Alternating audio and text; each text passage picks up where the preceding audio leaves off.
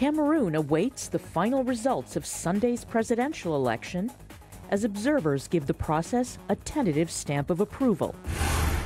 U.S. First Lady Melania Trump wraps up her first solo foreign trip, visiting Ghana, Malawi, Kenya, and Egypt. And we'll have a report on the initiative that has sparked a dramatic change in the number of homes with electricity in sub-Saharan Africa. Africa 54 starts right now.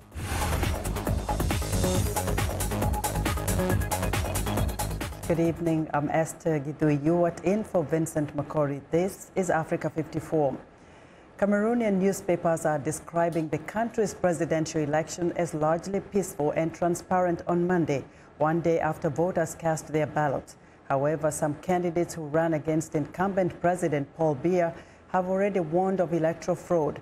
On Sunday, there were isolated incidents of unrest in the separatist Anglophone regions of the Northwest and Southwest, where local officials say voter participation was at its lowest ever. Officials say tallying the nationwide vote could take up to 2 weeks. In 2011, President Biya won 78% of the vote in an election the United States says was marked by irregularities. Cameroonian authorities previously said the election would be free and fair. A victory for Biya, 85, who has ruled for 36 years, would give him a 7th term. Now for more on Sunday's Cameroonian election, VOA reporter Bagassi Koura joins me by phone from Yaoundé. Good evening, Bagassi. Hi, good evening. Now, the opposition presidential candidate Maurice Kamto has declared victory, asking incumbent President Paul Biya to hand over power peacefully. What's the general reaction to this claim?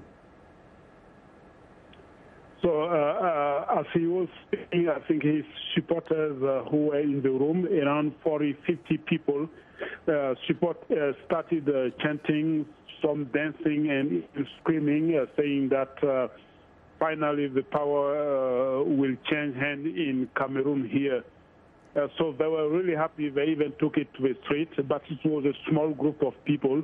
What you can say also is that before this declaration happened, there were a number of police officers, around the headquarters, around the place where the declaration have been made.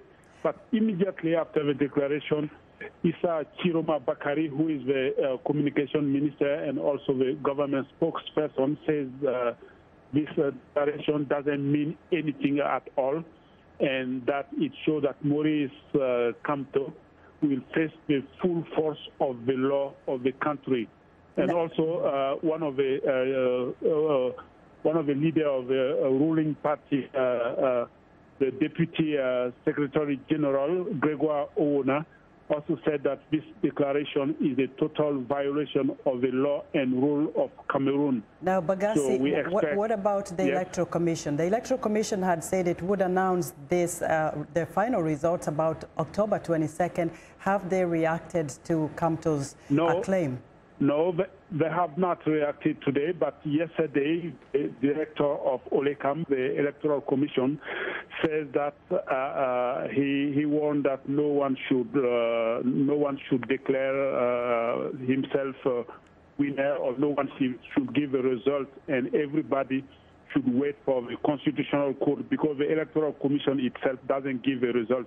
They do the tally and transfer all the number to the Constitutional Court, which is in charge to give a result within 15 days, at the latest on October 22nd. Bagassi, thank you very much. We'll touch base again with you tomorrow. Bagassi Koura reporting from Yaoundé for us tonight. Cameroonian Communications Minister Issa Chiroma Bakari spoke with reporters at a polling station Sunday, praising the conduct of the voting.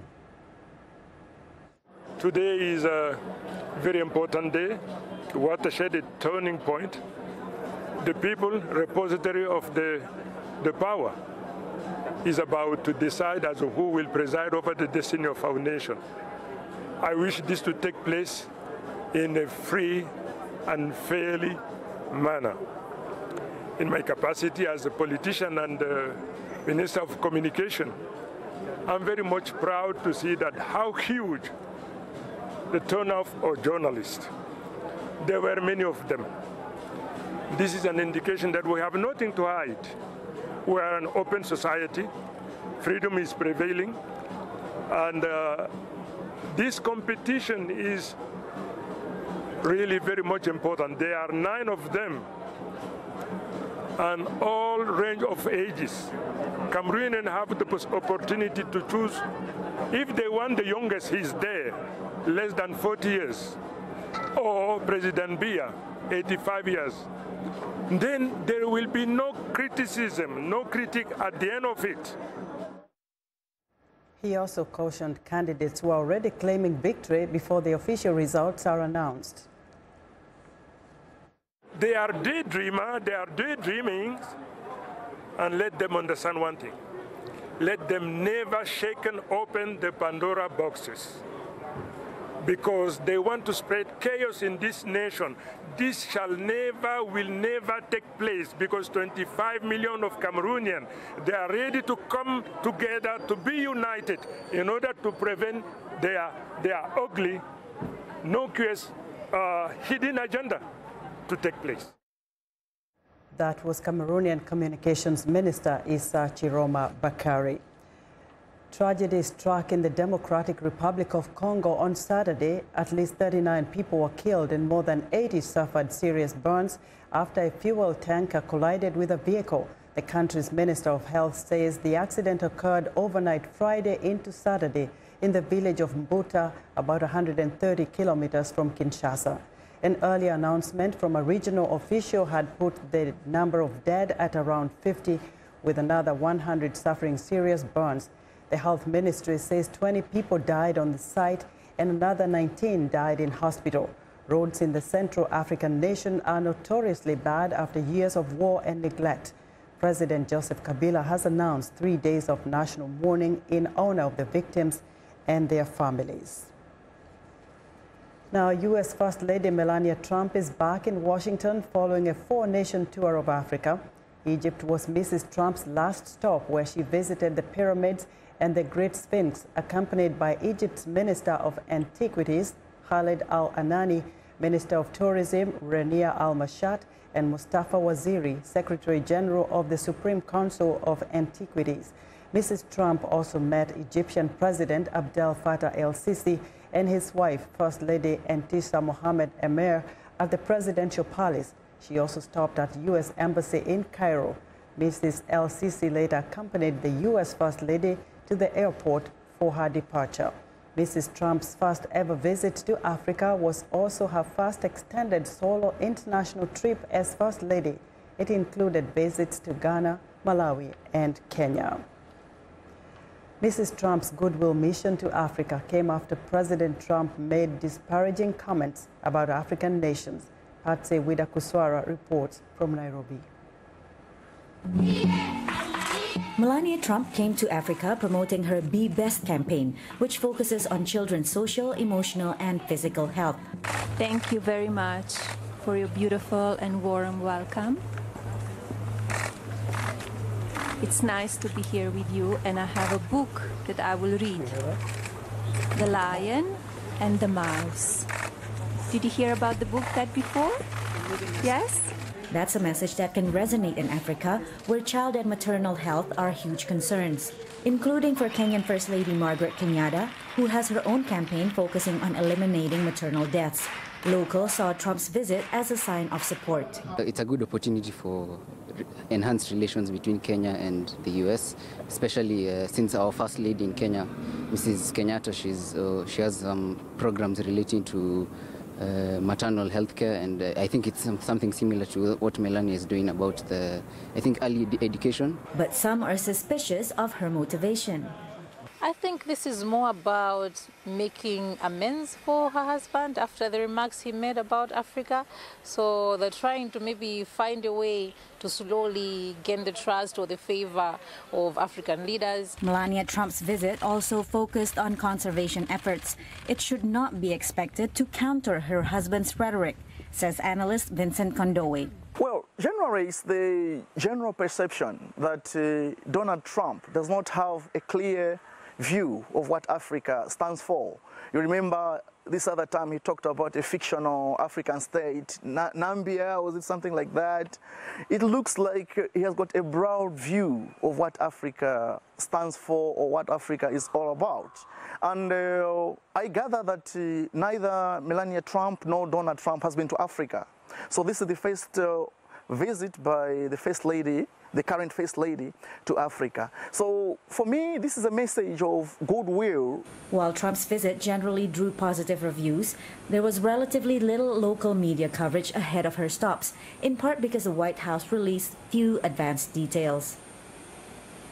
Patsy Widakuswara, VOA News, Nairobi. An 8-hour standoff between prisoners and South Sudan's military and security officials ended peacefully Sunday.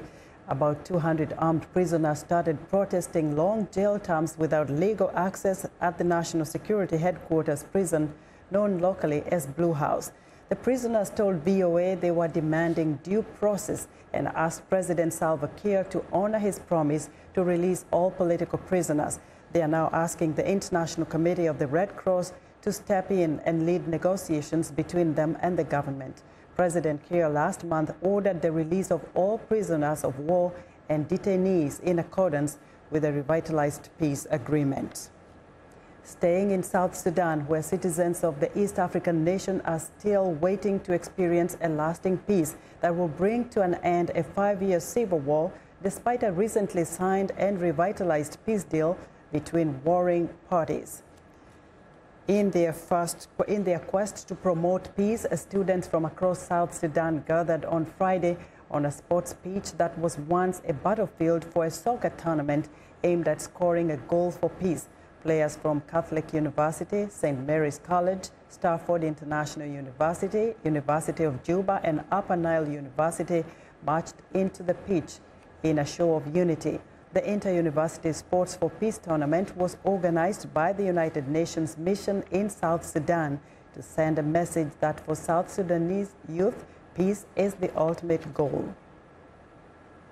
We are eager to have a lasting peace in our own country that persuades us to embrace whatever we think can bring our people together, to live in synchronizations among themselves. South Sudan's greatest asset is you, its vibrant youth. That's why it is important for all of you to work together as a team towards a common goal. A goal on the football field, of course, but also, and more importantly, the common goal of peace. Fighting in South Sudan has uprooted 25% of the country's 12 million people and devastated the economy, which relies heavily on oil. We want to know what you think about Africa 54 and the stories we cover. Join the conversation on Facebook. The address is Africa 54. We're also streaming our show live on Facebook, so check us out and share our show with your friends. Still ahead on Africa 54, powering up sub-Saharan Africa. But first, a look at Monday's headlines.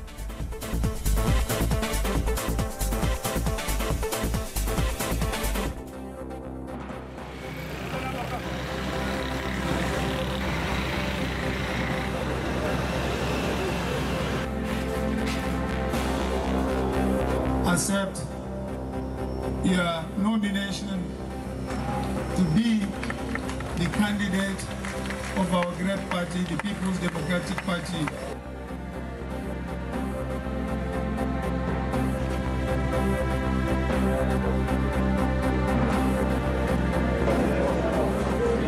We are eager to have a lasting peace in our own country.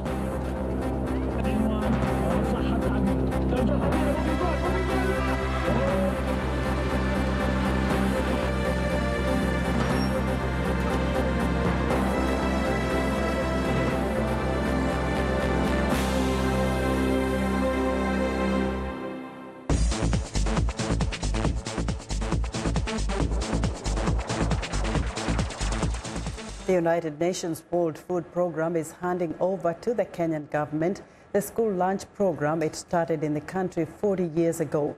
The WFP says Kenya will now assume full responsibility for organizing and implementing the program. Over the past 4 decades, the program has provided lunches to 1.6 million school children in arid and semi-arid areas of Kenya. For most of the children, the lunch they receive at the school is their only hot meal of the day. The program is vital for impoverished children, providing them with nutritious food they need to remain healthy. It also acts as an incentive for parents to send their children to school. The Power Africa initiative has sparked a dramatic change in the number of homes with electricity in sub-Saharan Africa. The program coordinator says it's on track to reach its goal of 60 million connections by 2030.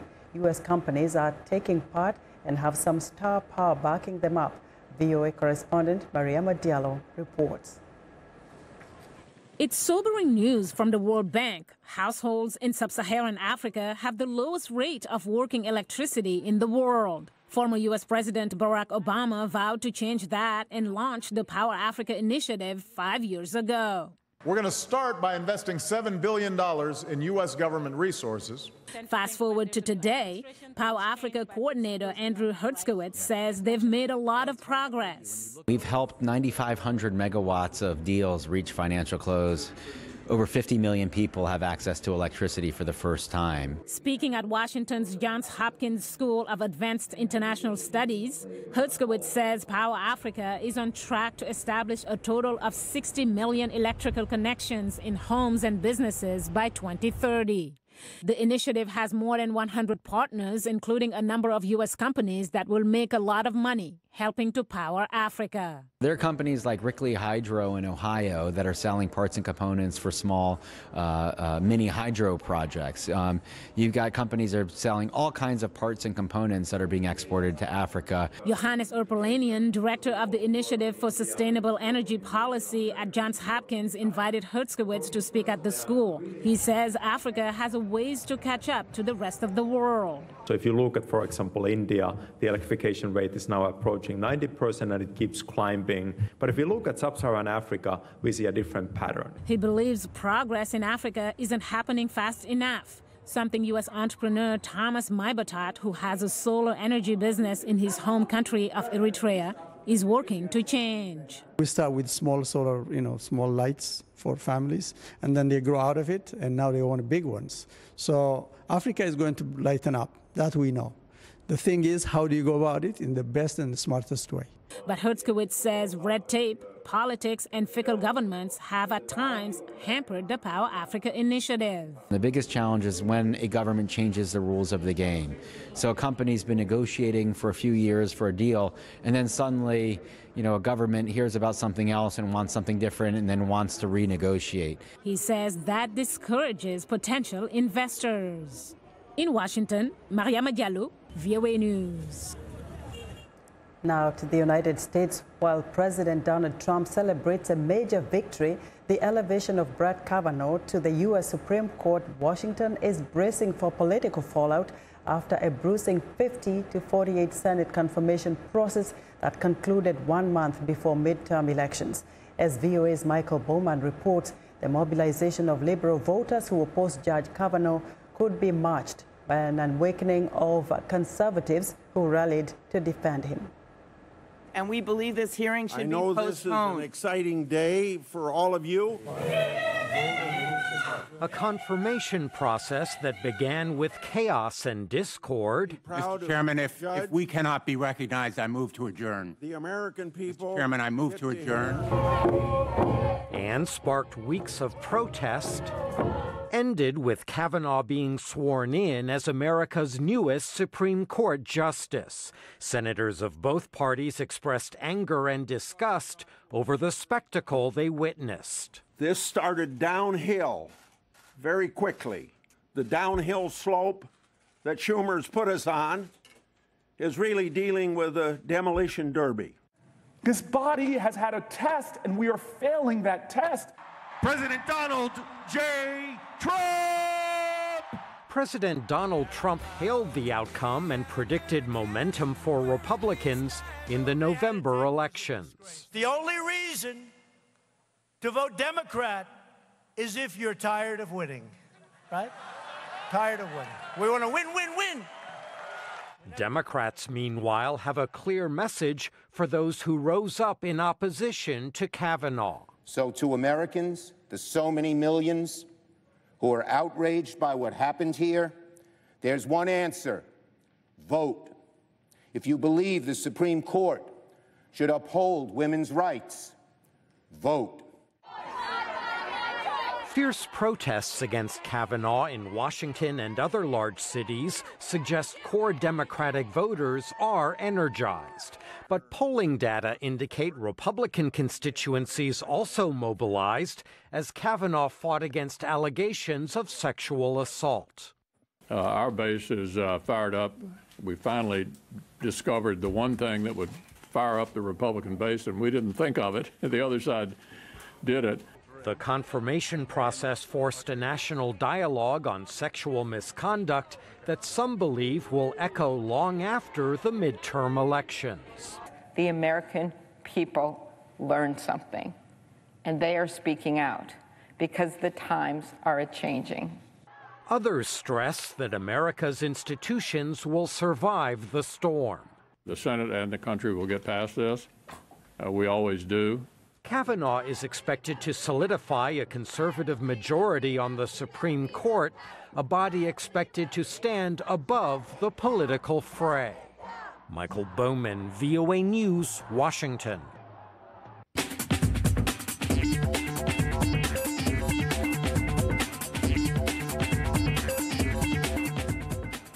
Welcome back to Africa 54. Here's what's trending. Creators of a tiny robot at Harvard University are taking inspiration from a diving beetle, both walking on water and swimming underwater. Video shows how the Hammer, short for Harvard's ambulatory micro-robot, can transition from land to water, paddle on the surface of water, or sink to the ground to start walking again, just as it would on dry land. The tiny robot has foot pads that rely on surface tension when it wants to walk on water, but it can also emit a high voltage to break the water surface tension and dive down. Researchers hope to improve its motion and allow it to escape the water without a ramp, perhaps taking inspiration from geckos, adhesive beats, or frog-style jumping mechanisms. Next up, the Africa Fashion International Johannesburg Fashion Week opened in South Africa last week, showcasing the latest trends in African fashion for the Spring-Summer 2019 collections. South Africa's Matt Nolim was among this year's top designers. He showed off pieces done in plain neutral colors. The event, which was launched in 2007, is used by industry players as a platform to market and develop fashion in Africa. This season's theme is Afro-Asia, meant to bring out a fashion fusion of African and Asian cultures. The four-day fashion event featured designers from Senegal, Democratic Republic of Congo, Japan, Madagascar, Botswana, South Africa, and Cameroon, among other countries. And finally, in western Rwanda's Rubavu district, Assumpta Uwamaria and her employees are busy harvesting beetroot on her farm. With its rich earthly flavor and vibrant color, beetroot is commonly consumed as a cooked vegetable in Rwanda. But Uwamaria, this is the ingredient for her successful red wine known as Karisimbi. The idea of using beetroot to make red wine came after Uwamaria struggled to find a job after graduation. The beetroot is then washed and cut into small pieces, boiled and left to ferment. The result is a red wine which contains 18% by volume. Uwamaria says she produces around 620 liters a week and sells between 900 and 1,100 bottles every month, retailing at $8 a bottle. And that's what's trending today. It's Fashion Week season, and major cities worldwide are gearing up to show off the latest trends in high fashion clothing and accessories. It's also a busy time for the world's top supermodels who will grace the catwalks and runways in New York, London, Milan, and Paris. VOA's Laura Spelveda took in one of the more exclusive runways in New York City, where one model with Down syndrome realized her dream come true. 21-year-old Mariana Avila has loved fashion shows and excitement of the catwalk since she was a child. enjoying Fashion Week in New York City is a dream come true. Marianne was born with Down syndrome, but she never thought of her condition as an impediment to her real dream. A dream she has pursued her entire life, to become a fashion model. I used to always say it, I want to be a model, singer, and actress. Marianne's frequent posting over her love for fashion attracted the attention of another model, Mackenzie Dugmore, who was immediately intrigued. So I was actually scrolling through my Facebook feed when I came across her picture and a heading that said something about a Down syndrome model whose dream was to walk in New York Fashion Week. And I was just like, oh my gosh, like I have the power to make her dream come true. Why wouldn't I do it? Through the Messenger app, Avila received a special invitation to take part in the Talisha White Designer presentation in New York, an invitation she eagerly accepted. She says the process was more difficult than she imagined, but after rehearsing, measuring her outfit, and meeting the designer, Avila was ready to walk the runway in one of the most important fashion events in the world. I was told and I thought it has to be a joke, but it was real. My dream came true. Talisha White is one of many designers who have begun to introduce a more diverse group of women in their show. The trend has prompted big name fashion brands to introduce plus-size models, women wearing hijabs, and models with disabilities on the runway and in ads. I absolutely love modeling for Talisha because of her brand. She loves empowering young women, all shapes and sizes. I absolutely love that. And so, with the confidence that comes from years of dreaming, Avila walked the runway for the first time, wearing a dazzling blue dress. I like to smile, my mouth, because I have a very nice mouth, my smile and my teeth too. I like to smile, and my hair, it's great, my hair is very beautiful. A beautiful dream that became reality for a young fashion-conscious woman who doesn't fit the image of a typical model. And she is not the only one. For many, the Talisha White presentation reinforces the message that women are beautiful, no matter their size, their color of their skin. Marianne Avila is certainly proof of that. Laura Sepúlveda, VOA News, New York. And that's our show for today. Be sure to watch Africa 54 on our website at voaafrica.com. For more news, tune in to VOA's evening radio show, Africa News Tonight, at 1800 UTC, and in the mornings to Daybreak Africa, between 0300 and 0600 UTC, Monday through Friday. Thanks for watching, and good night from Washington.